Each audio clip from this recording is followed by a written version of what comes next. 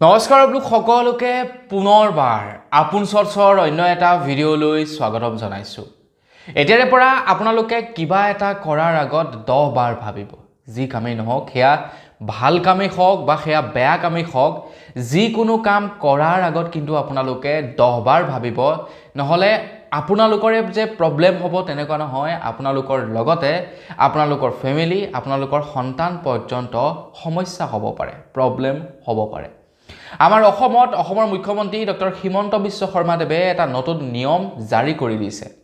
আৰু যাৰ বাবে নেকি এতিয়া আপোনালোক সতৰ্ক হোৱাৰ বহুত দৰকাৰ আহি পৰিছে, নহ'লে আপোনালোকে কৰা এটা সামান্য ভুলৰ কাৰণে আপোনালোকৰ ল'ৰা ছোৱালীও কিন্তু ভুক্তভোগী হ'ব পাৰে।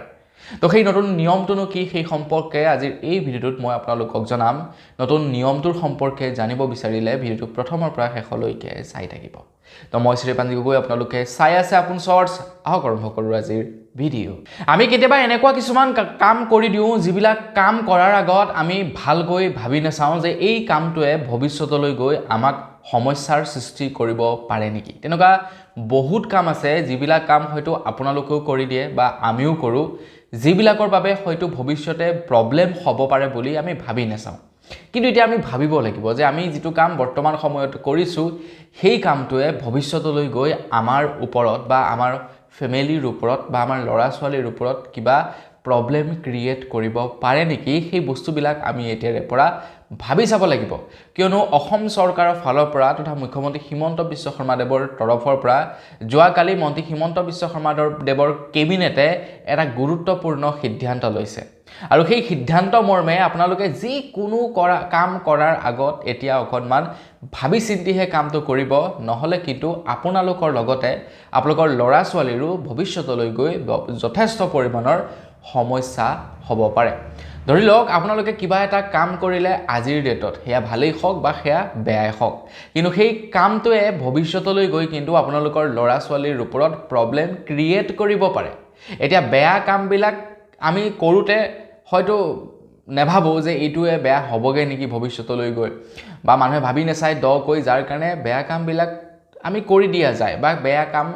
বেয়া ঘটনা আমাৰ লগত ঘটিত হৈ যায়। কিন্তু সেই বেয়া কামবিলাক বা সেই বেয়া ঘটনাবিলাকে ভৱিষ্যতলৈ গৈ আমাৰ নিজৰ লগত বা আমাৰ পৰিয়ালবৰ্গৰ লগতেও কিন্তু প্ৰব্লেম ক্ৰিয়েট কৰিব পাৰে এই নতুন নিয়মটোৰে।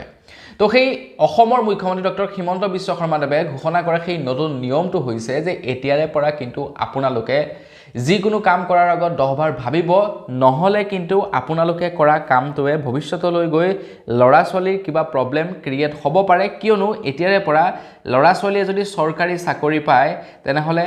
চাকৰি কৰাৰ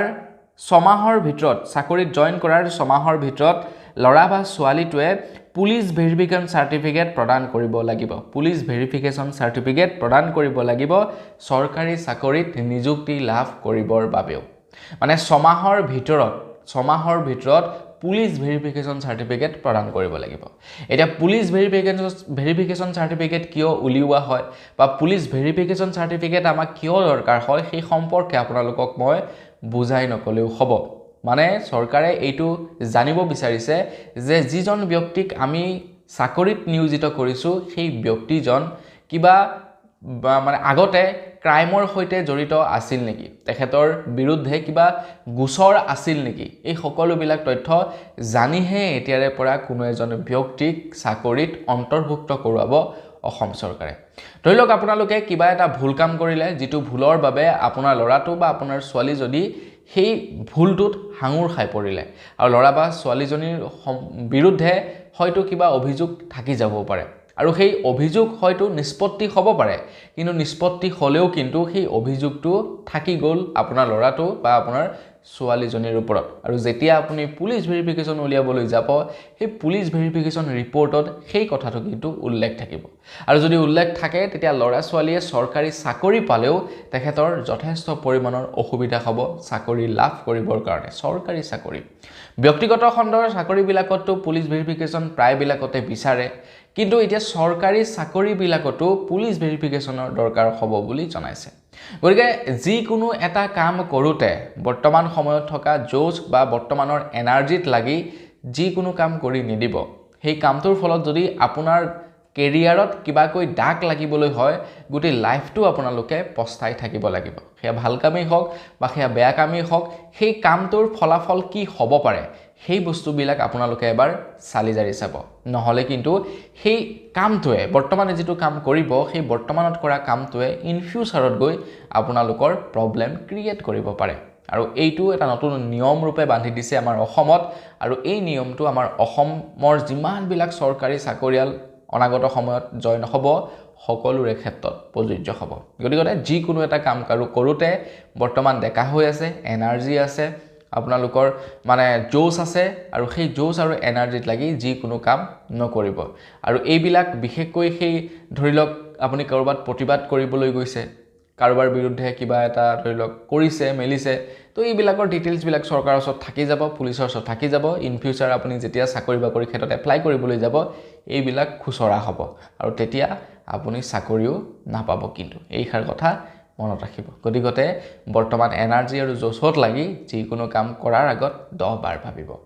তো বন্ধু নেমেকল বস আজি ভিডিও জনাবলগীয়া সৰু এটা খবৰ ইমানে আছিল জানি কেনেকুৱা পালে কমেন্ট সেকশনত জনাব যদি ভাল লাগিলে লাইক এটা কৰি থৈ যাব চেনেল যদি সাবস্ক্ৰাইব কৰা নাই সাবস্ক্ৰাইবটো কৰি ল'ব পুনৰ এটা ভিডিও লগ পোৱাৰ খাৰে বিদায় মাগিছো ধন্যবাদ জয় অসম